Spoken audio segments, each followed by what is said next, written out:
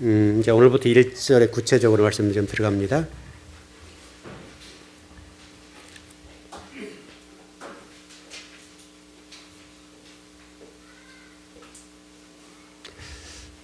일단 창세기 말씀, 특별히 1장 1절을 배울 때 옛날 호랑이 담배 피던 시절의 얘기다.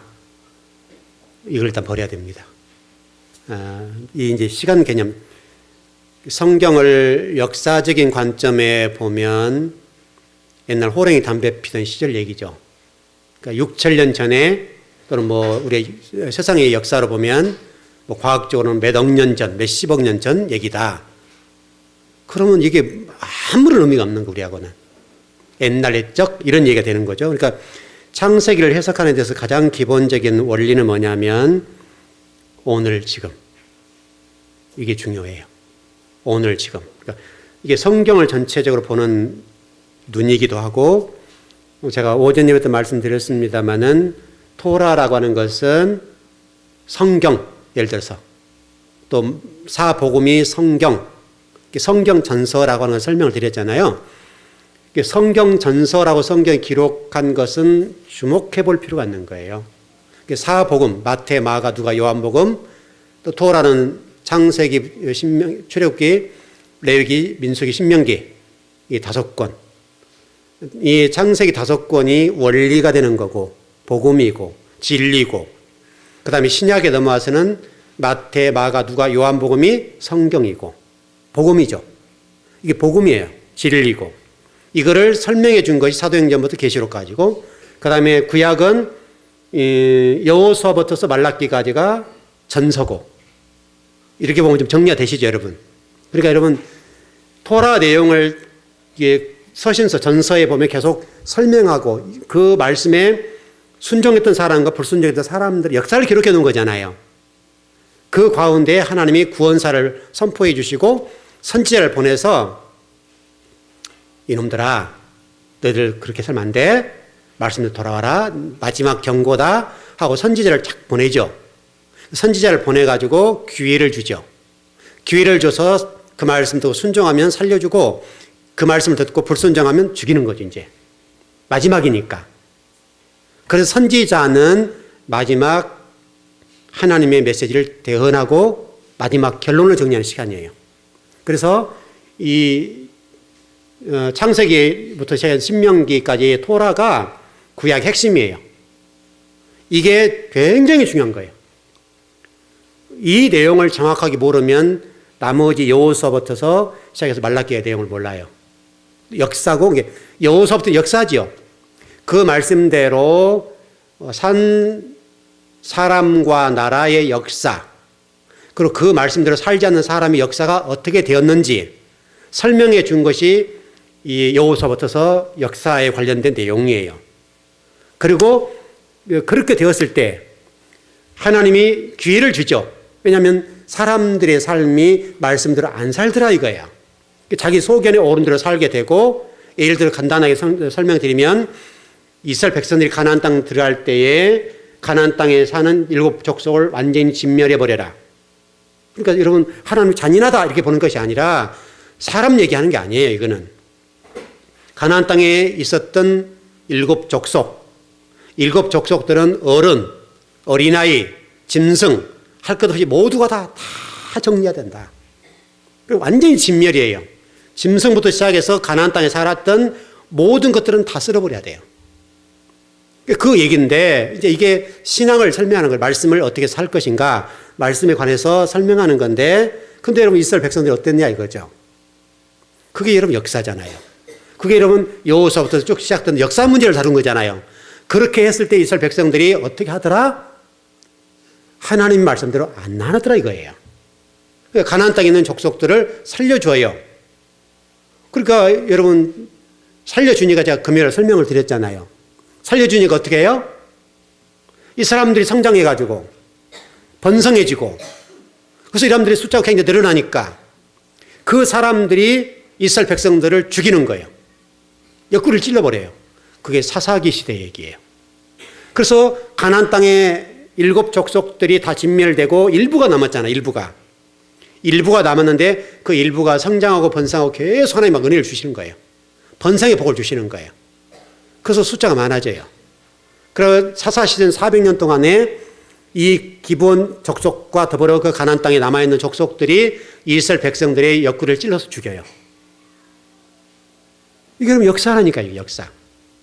그러니까 우리가 이 역사를 보고 우리에게 말씀하는 거예요. 너희들은 과거 구약의 이스라엘 백성들이 하나님 말씀인 토라의 말씀들을 순종한 것과 불순종한 결과가 이런 결과야.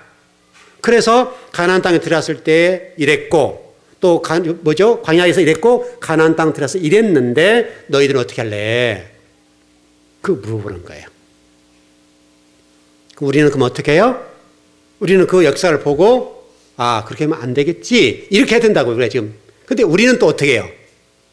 우리도 똑같이 이스라엘 백성들이 걷는 길을 똑같이 가는 거예요. 이게 이제 우리 인간이 미련한 거예요.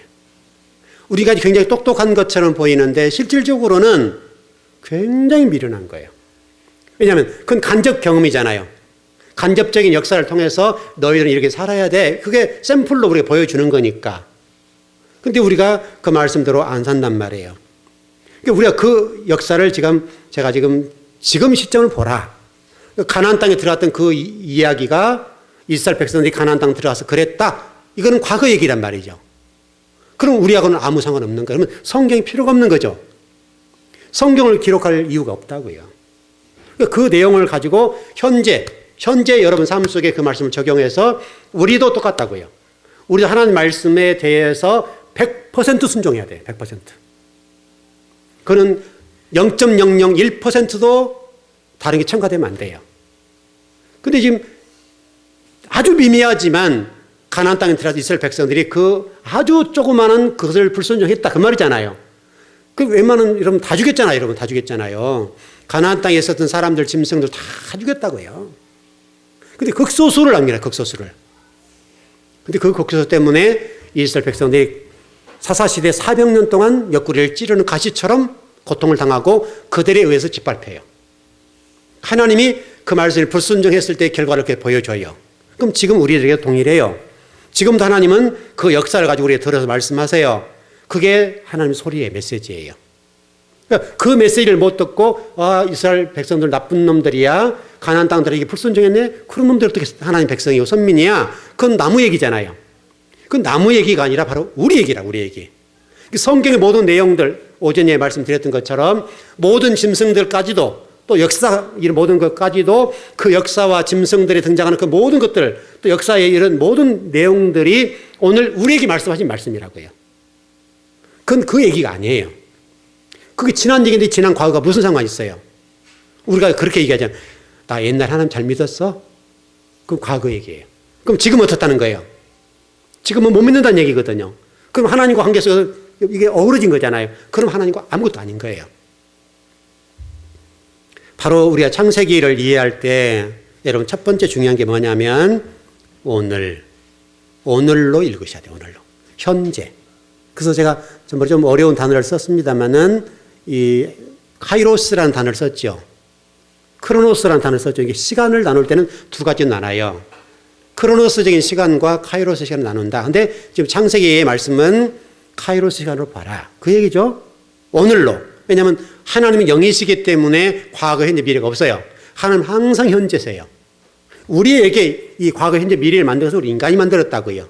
자, 성경도 좀 드렸잖아요. 성경의 설명 내용들을 드렸을 때에 마침표가 없다. 또 절과 장이 없다. 그랬죠. 원래 토라라고 하는 것은 창세부터 신명기 끝까지 한 책이라고요. 하나의 책을 분리시켜 놓은 거예요.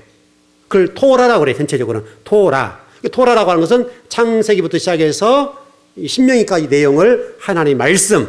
그렇죠. 그게 토라라고 토라. 이 토라의 말씀을 사람들이 성경을 쳐다보니까 이렇게 구분해서 읽으면 좋겠다 해서 창세기, 출애굽기, 레위기, 민수기, 신명기로 이렇게 찢어 나눈 거란 말이죠. 그러나 원래는 한 권이에요. 그리고 마침표도 없어요. 그냥 쫙 연결된다고. 장과 절도 없어요. 그러니까 쭈르륵 연결되는 거예요. 우리 자꾸 이게 나누다 보니까 좀 복잡해진 거지만은 그건 우리의 성경을 더 잘 이해하기 위해서 해놓은 것 뿐이에요. 그런 관점이고요. 그렇게 지금 창세기 1년 보셔야 되고, 현재 말씀도 똑같아요. 과거, 현재, 미래를 보지 말고 지금으로 봐라. 왜냐하면 성경 말씀은 지금이 중요해요. 왜? 하나님은 존재시라고 그랬죠. 왜 출애굽기 3장 14절입니까? 거기에 보게 되면 말씀이 나와 있는 것처럼 하나님을 계시할 때 뭐라고 그랬어요? 우리 시간 개념을 벗어나서 말씀하셨어요. 이 단어를 좀 히브리어로 좀 읽어드리면 예후예 아쉐로 예후예 이렇게 돼 있어요. 이게 히브리어예요. 이 뜻이 뭐냐면 나는 나야. 나는 나야. 나는 존재야. 나는 스스로 존재하는 존재야. 누구의 구속도 안 받아? 그런 말씀을 하고 있어요. 존재한다 그 말이야. 하나님은 존재한다. 생명으로 스스로 존재하는 존재예요. 그래서 그것을 이 동사로 개념을 해서 어근에 들어가 보면 하야라는 단어가 나와요. 존재한다. 그러니까 여러분 엘로힘을 다루나 그렇죠, 여러분. 엘로힘이라는 단어의 어근 쭉 들어가 보게 되면 그 어근 자체가 여호와도 마찬가지고요. 그런 단어들이 쭉 들어가 보면 하야라는 단어예요. 하야. 예후예라는 단어의 어근이 이게 하야라는 단어거든요. 하야라는 단어의 뜻이 뭐냐면 존재라는 말이에요. 존재. 그러니까 이 엘로힘이라는 단어의 어근에 들어가면 엘로힘이라는 단어는 결국은 하야라는 단어에 나왔단 말이에요. 이 단어의 뜻이 뭐냐면 존재라는 존재. 존재라는 뜻을 이해를 해야 성경이 풀려요. 그렇지 않고 성경을 보면요. 성경이 풀리지 않아요. 나는 스스로 존재한다다. 그럼 그거 아무런 의미가 없죠. 나는 스스로 있는 자. 이렇게 되면 무슨 의미예요? 어근에 들어가면 나는 존재다. 스스로 존재한다. 누구의 간섭도 안 받고, 누구의 타치도 안 받고, 누구의 조종도 안 받고, 스스로 모든 걸 결정하시고 판단하시고 뜻을 이루시는 분, 그걸 말씀하시는 분, 이렇게 본다고. 그것을 성경에서는 이것을 단수 형태로 좀 정리가 되어 있고요. 이것을 미완료형으로 되어 있어요. 미완료형인데 이것은 현재로 좀 정리할 수 있게 우리가 그것을 이루어내야 돼요. 그 하나님 말씀하시는 그 존재의 모든 문제를 이제 저와 여러분들이 이루어내는 자가 돼야 된다. 하나님 말씀해 놓으셨어요. 말씀해 놓은 것을 저와 여러분이 이루어내야 돼요. 그것을 우리에게 위임해 주셨어요. 여러분 존재가 대단한 거예요. 이제 그렇게 보면 하나님의 이름을 걸고 하나님의 이름으로 여러분과 제가 일을 하는 거예요. 여러분의 이름으로 하는 거 아니에요. 여러분의 이름으로 일을 한 게 아니에요. 하나님의 이름으로 우리가 일을 한다라고 좀 되어 있습니다. 그래서 이 여호와 다 똑같은 내용인데 예후예도 똑같아요. 그것이 하야라고 하는 존재 여기서 나왔다. 그래서 여호와라고 하는 단어가 하야라는 존재 나왔다. 이게 굉장히 중요한 거예요, 여러분. 이게 여호와라는 단어는 히브리 네 글자죠. 신 네 글자인데 이 네 글자가 하야라는 어떤 존재에서 나왔다는 것을 절대 잊으면 안 됩니다. 그래서 하나님의 항상 어느 곳에든지 영이시기 때문에 존재하고 계신다라고 하는 것을 설명하고 있고 어느 곳에도 그분은 존재하신다. 그렇게 볼 수 있고 그래서 과거에 미래가 없다. 현재로 존재한다. 이렇게 좀 정리를 하면 될 것 같습니다. 자, 그 다음에 일단 정리되시죠? 거기까지. 이건 굉장히 중요한 거예요. 여호와라고 하는 분이 어떤 분인가? 하나님이죠. 야훼 하나님인데 그분이 어떤 분인가를 설명을 하고 있는 거예요. 그 분은 존재시다. 존재라고 하는 것을 잊어버리지 말고 여러분도 존재예요. 여러분이 왜 존재가 됩니까? 여러분 하나님만 존재하신 분이에요. 그런데 어떻게 여러분이 존재가 되냐고요. 예? 어떻게? 그렇죠.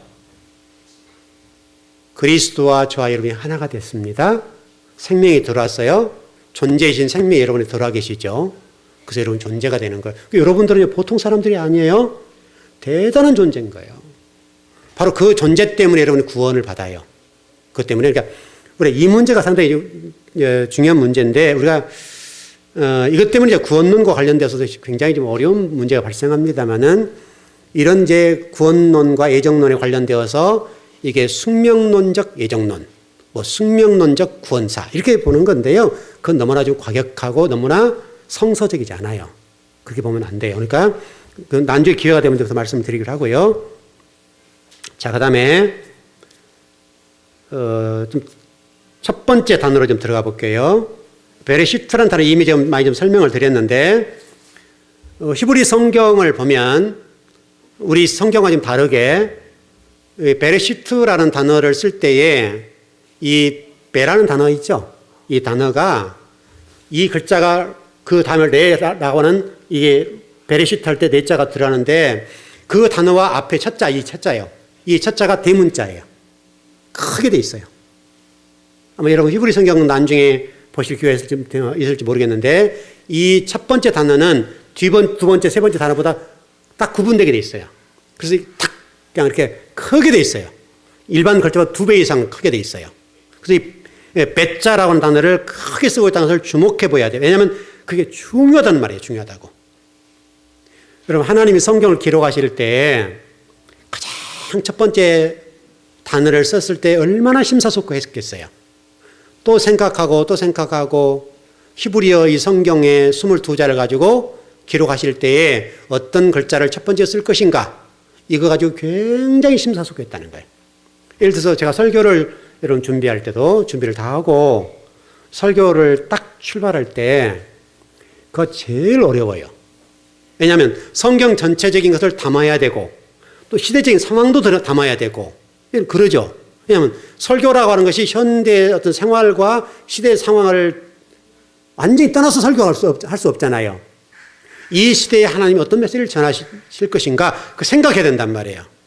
세상이 돌아가는 그 모든 이치와 현재 상황에서 하나님이 어떤 메시지를 전하실까 이 관점을 전체를 생각해야 되고 또 본문에 떠나면 또 안 되고 그러니까 첫 번째 딱 출발한 설교의 첫 번째가 어려워요. 그러니까 설교를 다 준비해 놓고요. 저 같은 경우는 그렇게 해요. 설교를 다 준비해 놓고 계속해서 묵상하고 또 생각하고 또 뭐랄까요 시사적인 모든 내용들 또 영적인 흐름들 전체를 파악을 해요. 그래서 지금 세상이 어떻게 돌아가는지 또 영적으로 어떻게 흘러가는 건지 그걸 묵상해보고 또 묵상해보고 그래서 제가 아침에 일어나 첫 번째 하는 일이 뭐냐면 이 인터넷에 들어온 모든 문자를 다 봐요. 신문들을 굉장히 요즘 많죠 여러분. 굉장히 많으니까 이 사이트에 들어가서 모든 신문사의 내용들을 다 훑어봐요. 왜냐하면 제가 세상 나가서 일을 한 게 없으니까 세상을 모른단 말이에요. 모르기 때문에 그럼 세상과 분리된 삶을 살 수밖에 없으니까 세상에 들어가야 여러분의 문제를 알 거 아니에요. 그래서 모든 신문들의 최선도 타이틀은 다 봐요.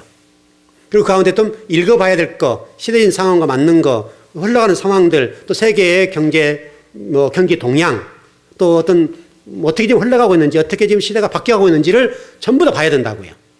그러니까 그런 것을 읽어내려고 하면 모든 신문들을 다 제가 봐요. 그리고 그 다음에 오늘 본문과 어떤 게 일치하는가 그걸 보고 첫 번째 설교를 출발할 때 다 묵상하고 또 묵상하고 하다가 금요일 정도 되면 이제 타이틀 안에 집어넣어요. 그래서 금요일 날은 제가 탈고를 하고 마지막 딱 하고 그 다음 아이패드를 옮겨서 아이패드에서 이렇게 작업을 하는 거예요. 이렇게 내용을 다 정리하고 어떤 걸 강조할 것인지 어떤 걸 중점할 것인지를 다 정리해서 설교를 딱 올려요. 그리고 그거 가지고 다시 묵상하고 또 주일날 아침에 토요일날 다시 한번 다 이렇게 정리하고 다시 한번 읽어봐요. 묵상해봐요.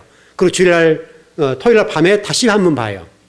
그 주일날 아침에 집사일하면 청소하고 막 이것저것 할 때 저는 책상에 앉아서 먼저 오늘 어떤 설교할 내용들, 오후에 공부할 내용들을 이렇게 싹 한번 읽어봐요.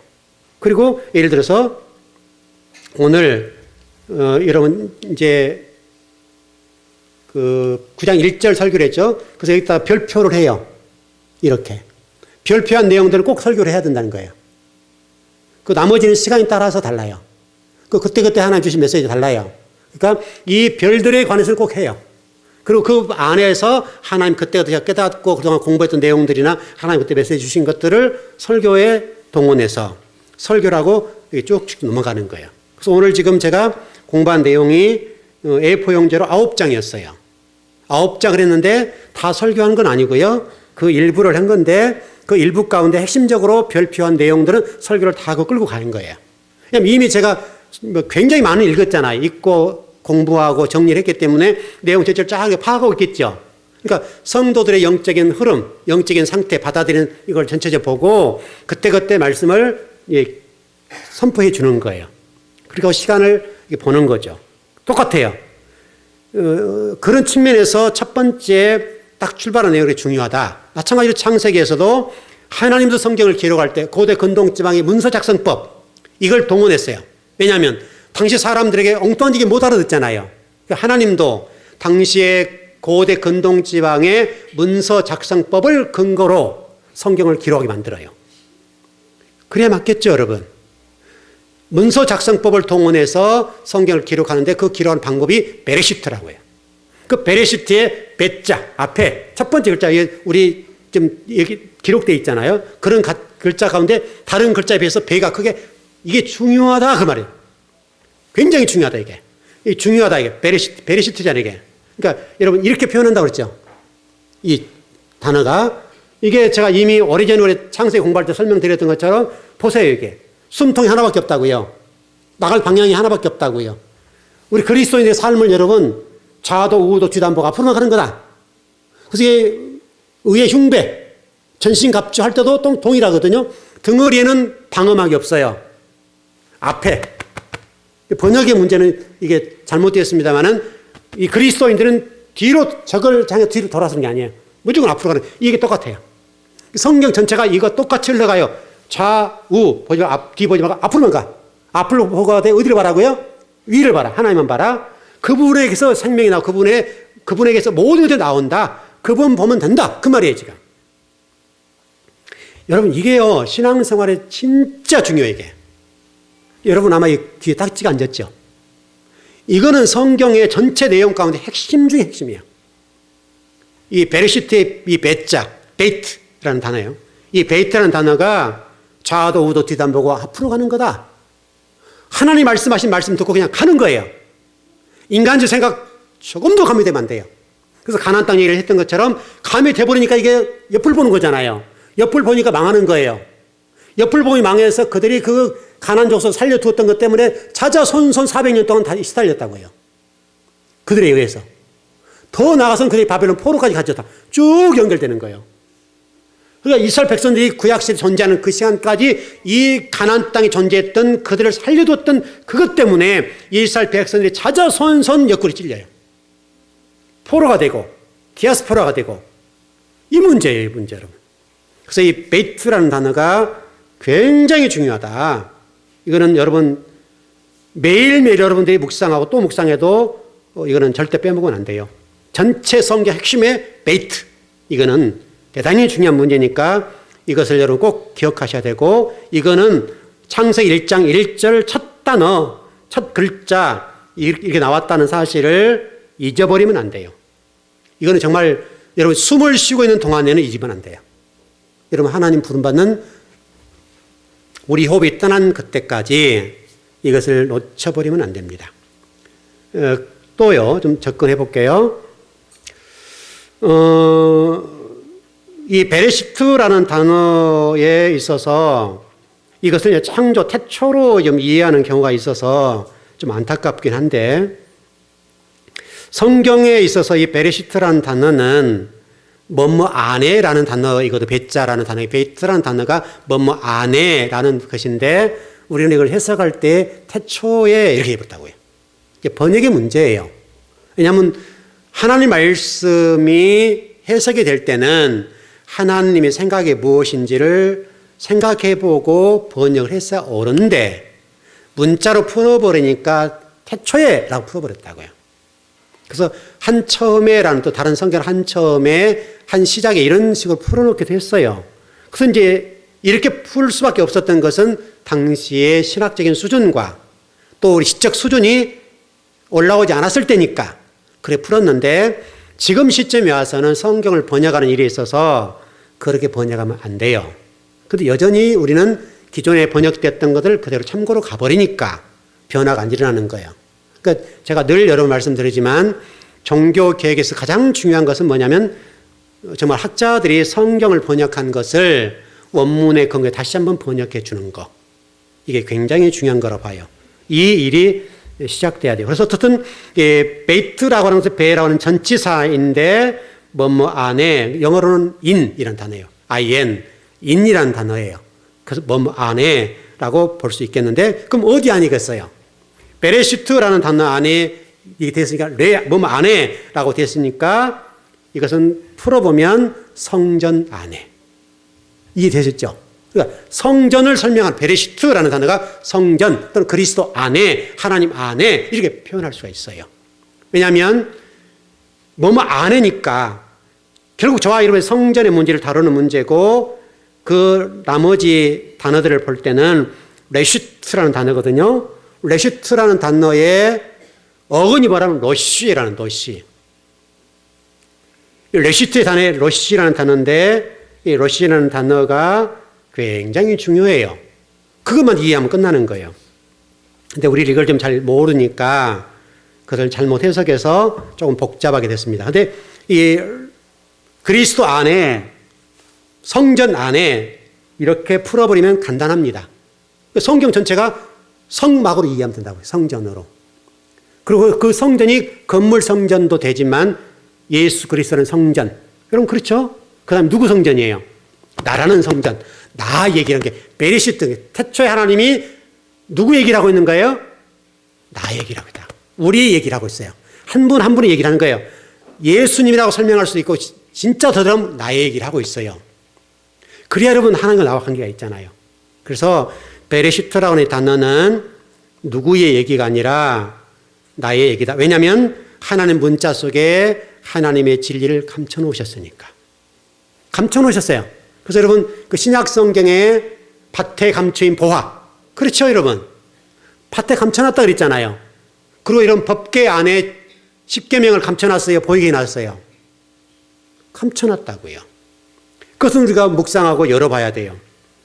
이 문제는 굉장한 영적인 깊이와 묵상을 통해서만 알 수 있고 학문을 동원해야 돼요. 또 학문을 동원해야 돼요. 학문을 동원해서 학자들이 이런 부분들을 파헤쳐 줘야 돼요. 그래야 되는 거예요. 그래서 베레시트 하나만 제대로 풀어도 성경 전체 물줄기가 확 바뀌어요. 이 부분이 잘못되니까 성경이라고 하는 것이 완전히 문자로 가버린 거예요. 그래서 이 한국 교회를 지배하고 있는 성서 해석 방법이 문자주의예요. 그래서 이 문자주의는 세대주의예요. 세대주의라는 게 뭐냐면 과거, 현재, 미래 푸는 것이 세대주의예요. 역사적인 성경 해석 방법이에요. 그걸 세대주의라고 그래요. 이단은 아니지만 그런 말씀을 왜곡해요. 그래서 문자주의, 세대주의 이렇게 가는 거예요. 그래서 세대주의는 과거, 현재, 미래라고 하는 역사주의적인 관점에서 성경을 해석해요. 또 그렇게 맞으면 마침 맞아요 또. 그래서 여러분 이런 세대주의, 문자주의 때문에 시한부 종말론 이런 것들이 나오는 거예요. 그래서 예수님이 며칠 날 몇 년도에 오신다 이렇게 나오는 것이 그런 세대주의적인 성서 해석 방법 때문에 나오는 거예요. 실제로 그 사람들이 하는 방법대로 하면 날짜가 나와버려요. 근데 예수님 오시지 않았어요. 곧 그 얘기는 풀어낼 수는 있어서 듣기는 쇼킹하고 좋은데 성경은 그러지 않다는 거예요. 맞죠? 여러분 그 사람들이 성경 연구하는 사람들 그냥 성경을 대충대충 본 사람들이 아니라고요. 엄청 연구한 사람들이에요. 굉장히 연구해요. 그 연구한 것은 우리가 높이 사야 돼요. 높이 사야 되는데 왜냐하면 그것도 안 하니까. 다만 바라보는 관점이 잘못된 거죠. 그것만 수정해 주면 되는 건데 그 바라보는 관점이 잘못되다 보니까 세대주의, 역사주의적인 성서 해석 방법을 동원한 거예요. 그래서 과거, 현재, 미래로. 그래서 여러분 우리가 앞으로 미래가 종말이라고 그랬죠. 그렇게 푼다. 지금 현재가 현재임과 동시에 종말이어야 돼요. 그렇죠. 현재 여러분 그리스도인들이 나는 미래에 이렇게 해석하거든요. 예를 들면 여러분이 이 땅에 살면서 고생하시죠. 우리 영지주의적인 관점이에요. 영지주의적인 관점에서 성을 풀어버리면 이렇게 푸는 거예요. 하늘은 거룩하고 땅은 더럽다. 죄다. 그러니 여러분 위를 바라보세요. 땅은 더러운 거예요? 근데 우리가 땅에 발을 딛고 살고 있죠. 그러니까 우리 육신도 더러운 거예요. 이런 관점에 이게 영지주의예요. 우리 기독교 신앙 안에 이 영지주의가 깊이 들어와 있어요. 그래서 여러분 천국을 바라보세요. 천국은 아름답고 좋은 곳이에요. 이 땅에 고생하죠. 이 고생한 거 나중에 갚아주실 거예요. 이게 영지주의예요. 이게 얼마나 소망이 생겨요. 비전이 생기고 하늘나라 가면 정말 좋겠다. 이렇게 생기는 거죠. 근데 여러분이 하나님의 사람으로 지금 이 땅에 살아가는 동안에 하나님의 존재라고 그랬는데 존재가 지금 하나님의 은혜와 하나님의 인도하심과 역사하심을 맛보지 못하고 성령의 운행하심 맛보지 못하고 그 나라 가서 맛본다. 말이 안 되는 거예요. 근데 우리는 계속 이쪽에 들어오고 이쪽에. 여러분 미래는 지금이에요. 지금. 왜냐하면 예수님이 십자가 돌아가신 그 순간부터 종말이고 미래가 되는 거예요. 예수님이 십자가가 기준이에요. 이 십자가가 종말이고 미래가 출발하고 종말이에요. 이런 관점으로 성경을 보셔야 돼요. 그래서 성경이 전체를 쫙 풀어져요. 그래서 이게 얼마나 우리 신학 안에 이런 세대주의적인 종말론이 들어있는지 몰라요. 세대주의적인 성경 해석방법. 현재 신학도 그래 똑같이 가요. 그런 신학의 관점에서 성경을 풀어내는 거예요. 그러니까 성경이 역사적인 관점에서 풀 수밖에 없어요. 왜? 뿌리가 거기니까. 영지주의고 세대주의고 역사주의적인 관점에서 성경을 풀어내니까 그런 관점으로 안 풀어지는 거예요. 모두가 그런 설교예요. 그래서 한국교회를 지배하고 있는 신학이 바로 그런 신학이에요. 현재도 그래요. 그래서 신학이 발전해야 돼요. 이게 발전하지 않으면 성경이 열리지 않아요. 저같이 성경 푸는 미친놈이 된다니까요. 여러분 정말 바르게 풀어줌에도 불구하고 저같이 많이 풀어서 어떤 목사님과 어떤 신학자 얘기하잖아요. 제가 잘못된 자가 돼버려요. 왜? 다수가 지배하는 신학이니까. 정통이니까 그게. 이 정통이란 말이 좋은 말인데 무서운 말이에요. 여러분 보수가 좋은 말이죠. 실질적으로. 근데 무섭잖아요. 근데 보수가. 여러분 보수가 뭐예요? 우리 보수신학. 진보신학.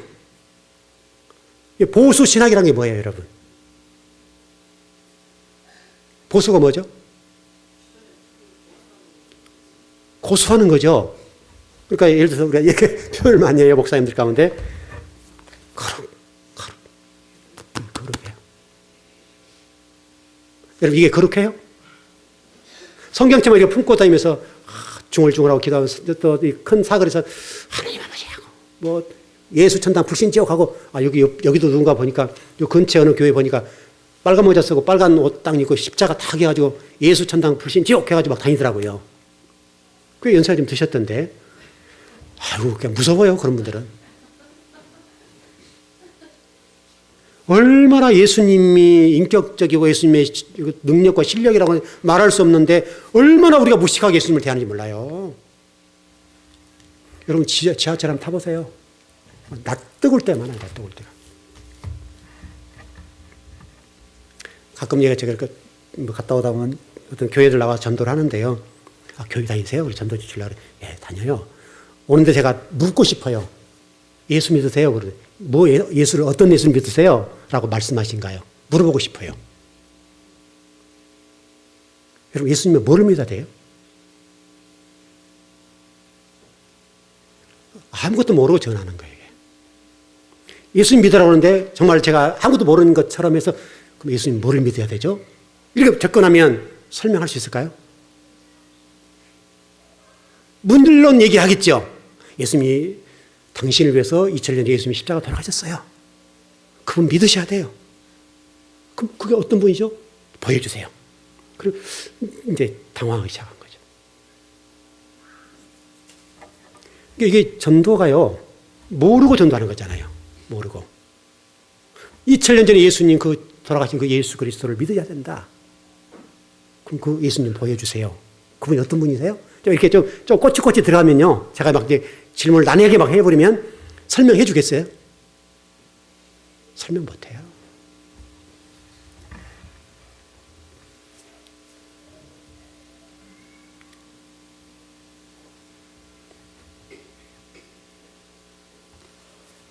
여러분과 제가 이렇게 하나하나 배울 때 제대로 좀 배우자고요. 제대로. 제대로 좀 배워서 제대로 가르쳐 주자고요. 여러분, 얼마나 성경의 이 깊이와 높이와 넓이라고 하는 것들이 얼마나 무한대요. 실질적으로 성경을 여러분 능통해버리면 세상의 학문과 지식계 가장 위에 있는 거잖아요. 신학이라고 하는 것은 이 모든 학문의 최고봉이거든요. 철학은 여러분 밑받침도 안 되는 거예요. 성경을 해석하는 밑받침도 안 돼. 꽃받침에 밑받침도 안 되는 거예요. 이게 받침대도 안 되는 건데 여러분 찬양만 해도 얼마나 그 사람 실력이 대단해요. 근데 성경을 알아버리면요. 철학 아무것도 아닌 거예요.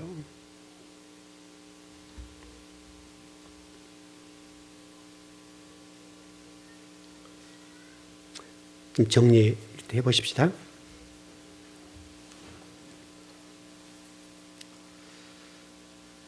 오늘 하나 꼭 정리할 것은 성경 말씀과 신앙 생활이라고 하는 게 뭔지를 설명하는 건데 일단 시간적인 개념 안에서 풀어낼 때에 역사적인 배열 순서로 보지 말자. 왜냐하면 하나님은 그럼 역사가 단절되잖아요. 이게 단절된 하나님이 아니라 원이라고 하는 동그라미라 본다면 윤회사상의 문제가 아니에요. 이건 원으로 본다면 가운데 계신 분. 이 가운데서 역사하신 분. 핵과 같은 그것도 더 들어가야 되죠. 더. 그 너머에 계신 분. 그 가장 핵심적인 것에 넘어 계신 분. 우리 인간이 감히 볼 수 없는 그 넘어 있는 거. 그렇게 봐야 되고요. 그러니까 윤회적인 이게 이렇게 돌아간다는 게 아니에요.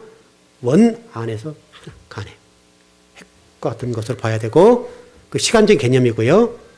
그리고 태초라고 하는 부분에 있어서 중요한 것은 역사의 시작을 설명하는 것이 아니라 이거는 신앙이 뭔지 무엇을 믿고 어떻게 신앙해야 될지를 설명하는 거다. 그렇게 이해하시면 좋겠어요. 좀 더 나갔으면 좋겠는데 시간이 다 돼버렸네요. 어떤 레시트에서는 러쉬라고 하는 건데 그의 성전 안에 또 우리 안에라고 하는 것으로 정리를 할 수가 있습니다.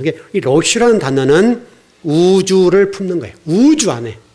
여러분 실질적으로 성막이라는 관점을 보면 우주 자체가 성막이에요. 이해되셨죠? 우주 전체가 성막이에요. 그 성막 안에 지금 우리가 있는 거예요. 그렇게 이해하시면 될 것 같고요. 우주 전체 그렇게 이해하시면 좋을 것 같아요. 왜냐하면 러쉬라는 데가 정상 우두머리 근원. 러쉬는 근원이니까 근원. 근원 이것을 잊어버리면 안 돼요. 그러니까 하나님은 근원이세요. 우리 인간으로 해석할 수 없고 우리 인간을 볼 수 없어요. 그 너머에 있는 그 너머의 세계를 가야 돼요. 우리 신앙생활이 그 너머에 있는 하나님과 내가 하나가 돼야 돼요. 그게 신앙 생활이에요. 그렇게 좀 이해하시면 될 것 같아요. 예, 오늘 공부는 그 정도. 혹시 이해 안 되는 거 있습니까? 반복된 부분이 많았는데 그러나 이것은 대단히 중요한 문제입니다. 예, 혹시 질문 있으신가요?